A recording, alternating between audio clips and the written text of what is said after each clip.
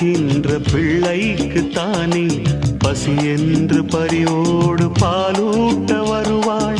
உன் வீட்டு கண்ணாடி ஆனாலும் கூட முன் வந்து நின்றால் தான் முகம் காட்டும். இங்கே மனதுக்குள் பல கோடி நினைவுகள் இருந்தாலும் உதடுகள் திறந்தால்தான் உதவிகள் பெறக்கூடும்.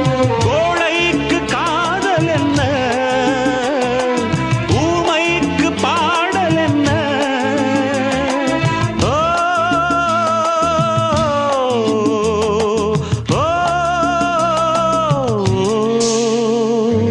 பூங்கொடிதான் பூத்ததம்மா, பொன் வண்டுதான் பார்த்ததம்மா.